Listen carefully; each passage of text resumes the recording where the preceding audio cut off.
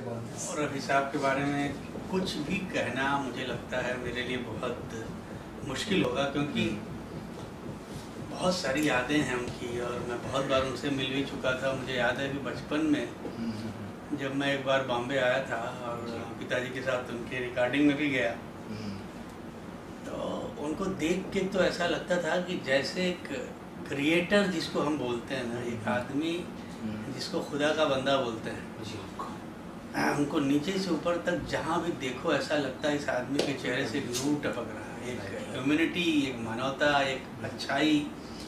और यही वजह थी कि वो उनको लोग एक सिंगर की तरह तो मानते ही हैं, बहुत महान सिंगर थे, मगर एक बहुत कमाल के इंसान थे वो। और उसके बहुत सारे उदाहरण हैं। ऐसा नहीं है कि केवल मैंने सुना है या कुछ चंद लोगों को पता है, सारी दुनिया को मालूम है रफ़ी साहब के बारे में। सदियों सदियों तक उनको याद किया जाएगा।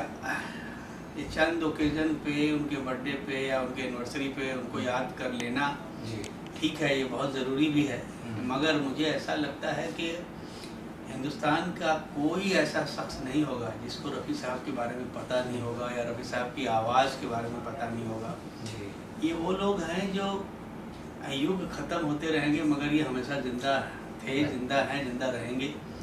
और ख़ास तौर से ये जो दो नाम हैं, लता मंगेशकर और मोहम्मद रफ़ी, अक्सर इनके बारे में कहा जाता है कि कुदरत की जो आवाज़ है ना, जो गॉड गिफ्टेड, हम बोलते हैं ना कि गॉड गिफ्टेड टैलेंट है, इनकी आवाज़ में जो जादू था ना, ये उसका दिया हुआ था। ऐसी दूसरी आवाज़ अभी तक तो नहीं आई, और आए भी, अगर कल कोई ऐसी आवाज़ आए भी तो वो हो सकता है उनसे बेहतर हो सकता है उनसे बुरी हो, मगर रफ़ी की आवाज़ तो नहीं होगी। इसलिए तो आनंद बख्शी साहब आपके जो आप गुरु मानते हैं उनको, न फनकार तुझसा तेरे बाद आया, मोहम्मद रफ़ी तो बड़ा अच्छा शेर है किसी का कि उससे मिलती जुलती आवाज़ कहाँ से लाओगे, उससे मिलती जुलती आवाज़ कहाँ से लाओगे, ताजमहल बनवा दोगे, मुमताज़ कहाँ से लाओगे। तो रफ़ी साहब जो थे, वो हर आदमी की अपनी रूह होती है, उसकी अपनी रूहानियत होती है। तो कहीं ना कहीं रफ़ी साहब और मेरा एक बड़ा कमाल का किस्सा है कि मेरी ज़िंदगी का मेरे ख्याल से दूसरा गाना था, और उसके संगीतकार थे श्याम सागर, जो बहुत पॉपुलर नहीं हुए, बड़े बेचारे संघर्ष करते करते गुजर गए। एक फिल्म बनी थी तीसरा किनारा, जिसमें राज बब्बर और स्मिता पाटिल जी थी। उसका एक गाना था जिसकी रिहर्सल रफ़ी साहब ने की थी, और जब मुखड़ा उन्होंने सुना तो उन्होंने उस म्यूजिक डायरेक्टर से कहा कि लिखा किसने है उसको बुला के लिया। तो जब मैं उनके बंगले पे गया तो एकदम कलेजे से लगाया, और उन्होंने बोला कि मुझे इतनी खुशी है कि तू अनजान का बेटा है, दूसरे जो मुखड़ा तूने लिखा है, ऐसा मुझे गाते हुए ऐसा लगा कि महकता हुआ कोई मोर, उनका सेंटेंस मुझे याद है कि कोई महकता हुआ मुखड़ा मैं सुन रहा हूँ। और जो रिहर्स कर रहे थे ना, ऐसा आज तक वो आवाज़ कहीं ना कहीं मेरे कानों में है। ये मेरा बैड लक था कि वो गाना नहीं हो पाया, उसके पहले ही उनका देहांत हो गया। बाद में गाना शब्बीर कुमार ने गाया, मगर वो मुलाकात मुझे कभी नहीं भूलती। उसके अलावा बहुत सारे गानों में, जैसा तुमने कहा कि आपके हसीन रुख पे आज नया नूर है, मेरा दिल मचल गया, तो ये अमर गाना पापा का और रुबिन साहब का था। इसके अलावा उन्होंने कितने गाने उनके गाए होंगे मैं तुमको बता नहीं सकता। और तकरीबन जब मैं बॉम्बे आता था एजुकेशन के दरमियान, मैं हर रिकॉर्डिंग में ज़रूर जाता था अगर मुझे पता चलता था कि रफ़ी साहब ने गाना गाया।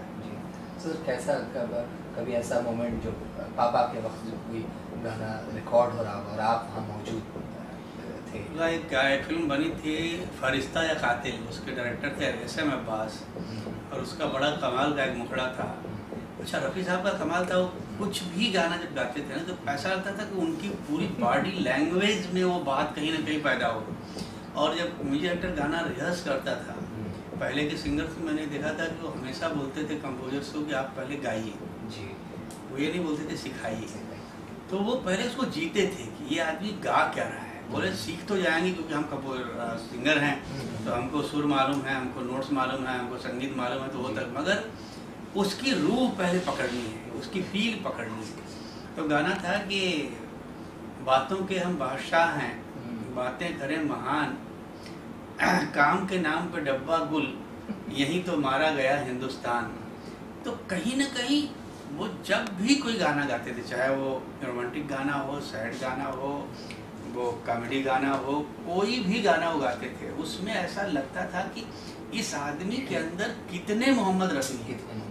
एक भाई एक स्टाइल, मेरे ख्याल से 2 ही सिंगर ऐसे पैदा हुए, किशोर कुमार और मोहम्मद रफ़ी, जो हर एक्टर के लिए अलग आवाज़ में गाते थे। वो काबिलियत आज तक किसी सिंगर में नहीं। सर लोगों ने कहा है, इवन जितने जो मेकर्स हैं हमारे, कह रहे हैं भाई रफ़ी साहब जो गाते हैं वो गाते नहीं, एक्ट करते हैं। नहीं, और मैंने तो एक्टरों से सुना है कि उन्होंने रफ़ी साहब को बोला कि सर आप जो सिंगिंग में जो एक्ट करते हो वो हम एक्टिंग में भी एक्ट नहीं कर पाते। जी जी। तो ये खासियत थी, और ये लोग बने ही थे, इनको ऊपर वाले ने भेजा ही था केवल गाने के लिए। तो वो ये बहुत सारी यादें और बहुत सारी बातें कहीं ना कहीं जहन में कैद हैं और सारी ज़िंदगी रहेंगी। और ये चंद लोग ऐसे रहे हैं जो इंस्टीट्यूशन की तरह हैं, जो एक ऐसी महान हस्तियां हैं जिनके बारे में हम लोग कुछ नहीं कह सकते, केवल इतना ही कह सकते हैं कि हर दिन उनसे कुछ सीखते रहे।